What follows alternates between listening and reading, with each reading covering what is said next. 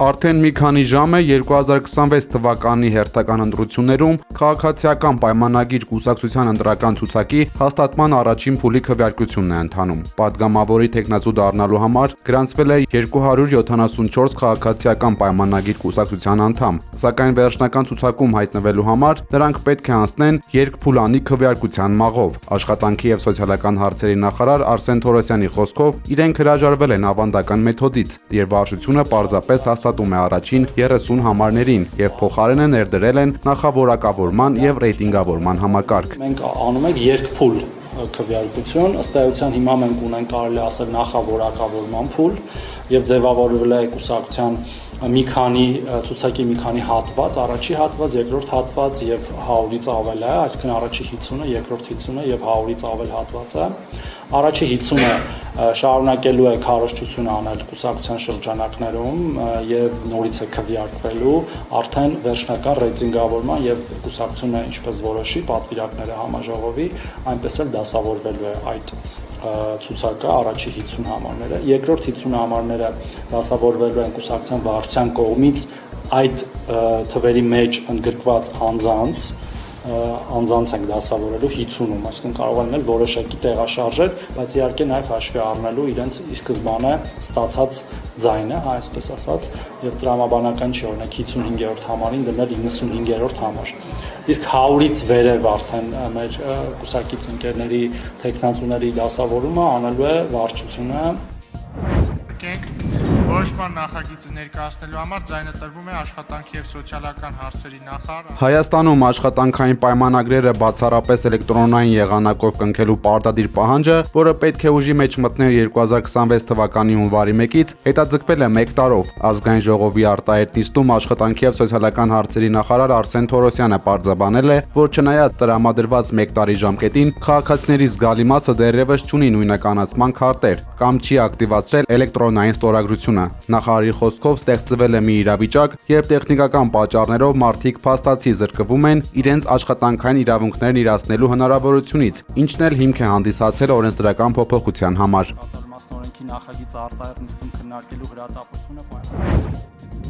Համացանցում հայտնվել են առաջին կադրերը Երևանում մեկնարկած հայ եւ ադրբեջանցի քաղաքասարակության անդամների ու լրատվամիջոցների ներկայացուցիչների հերթական հանդիպումից, որին այս անգամ մասնակցում է ադրբեջանական կողմից առնվազն 3 անգամ ավելի շատ մարդ։ ԽՍՀՄ փլուզումից հետո առաջին անգամ ադրբեջանական պատվիրակությունը Հայաստան է ժամանել ցամաքային ճանապարհով, անցնելով Տավուշի սահմանազատված հատվածով։ Փետրվարի 13-ից 14-ը նախատեսված հանդիպումներն անցկացվում են խաղաղության կամուրջ նախաձեռնության շրջանակում, որի նպատակն է երկկողմ կլոր սեղանի միջոցով խթանել երկխոսությունը։ Նախաձեռնության անվանումը որոշվել է անցած տարվա նոյեմբերին, երբ Հայաստանի քաղաքացիական հասարակության ներկայացուցիչները այցելել են Բաքու։ Նախորդ անգամ ադրբեջանական պատվիրակությունը Երևան էր եկել 2025 թվականի հոկտեմբերին, սակայն այն ժամանակ օգտվել էին օդային ճանապարհից։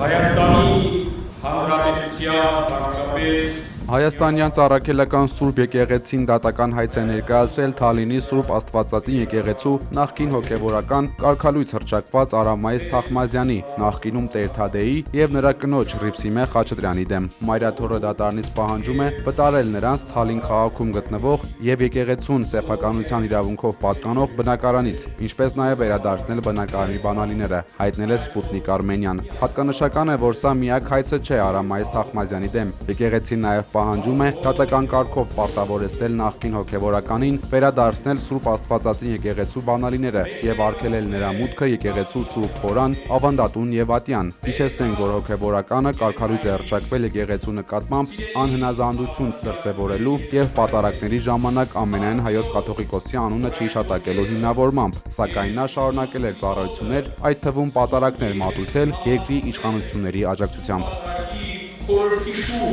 Աստված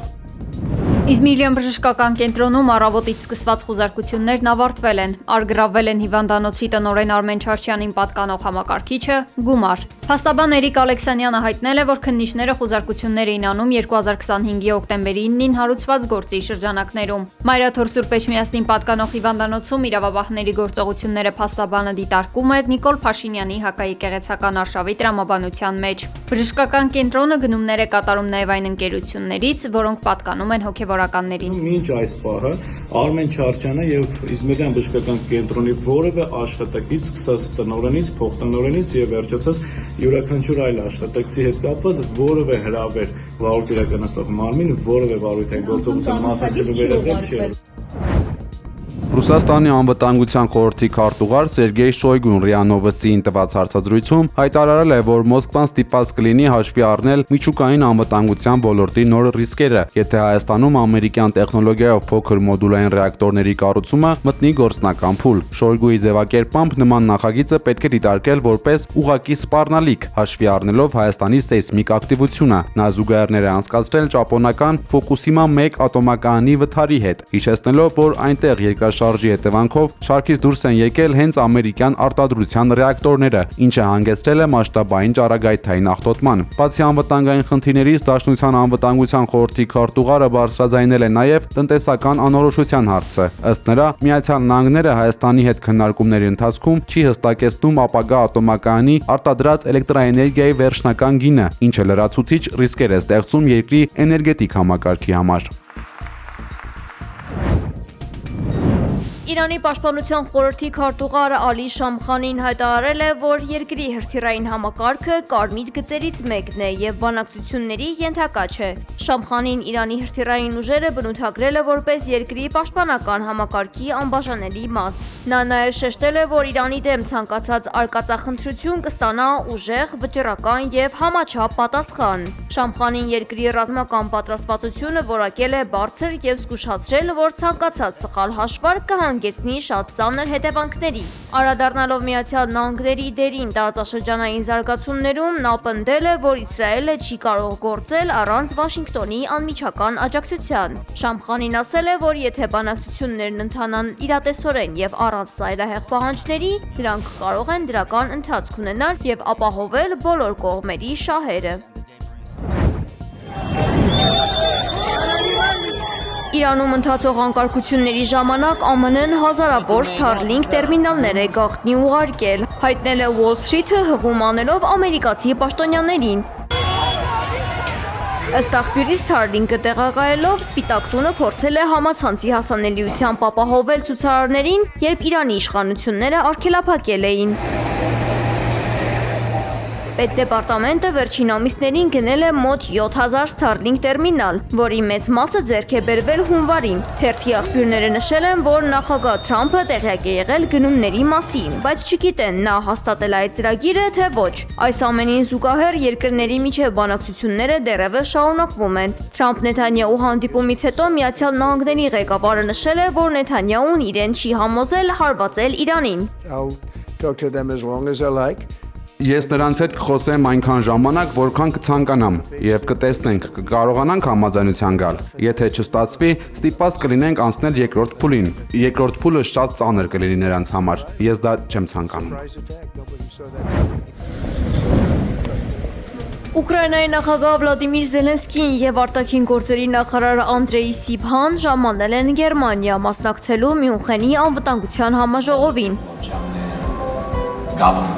Այցը նշանավորվել է ռազմավարական կարևոր քայլով։ Գերմանիայում բացվել է ուկրաինա-գերմանական անօդաչու թռչող սարքերի արտադրության առաջին համատեղ ձեռնարկությունը։ Մյունխենում ՆԱՏՕ-ի ղեկավարն անդրադարձել է ռազմաճակատում տիրող իրավիճակին, կոչ անելով չտրվել ռուսական քարոզչությանը։ Նրա խոսքով, չնայած Ռուսաստանը փորձում է հզոր կերպար ստեղծել, իրականում Ուկրաինայում առաջ է շարժվում խխունջի արագությամբ։ На вопрос, к чему это в итоге приведет. Ռազմական գործողություններին զուգահեռ շարունակվում են դիվանագիտական շփումները։ Կրեմլի խոսնակ Դիմիտրի Պեսկովը հաստատել է, որ փետրվարի 17-ին եւ 18-ին Ժնևում տեղի կունենա Ուկրաինայի, ԱՄՆ-ի եւ Ռուսաստանի ներկայացուցիչների նոր հանդիպումը։ Վերլուծաբանների խոսքով սպասվող բանակցություններն ու նոր սպառազինության արտադրությունը դիտարկվում են որպես Եվրոպայի անվտանգության ամրապնդման ուղղված քայլեր։ NASA-ն եւ SpaceX ընկերությունը նախապատրաստվում են տիեզերագնացության հերթական կարևոր քայլին՝ Crew 12 առաքելության մեկնարկին։ 4 տիեզերագնացները հասնելով միջազգային տիեզերակայան կփոխարինեն նախորդ անձնակազմին։ Նրանք կայանում կլինեն շուրջ 6 ամիս, իրականացնելով ավելի քան 200 գիտական փորձարկում։ Կուսումնասիրվի, թե ինչպես է մարդու օրգանիզմը դիմանում տիեզերական երկարատև թռիչքներին եւ նոր տեխնոլոգիաներ կփորձարկվեն, որոնք անհրաժեշտ են դեպի Լուսին ու Մարս ապագա թռիչքների համար։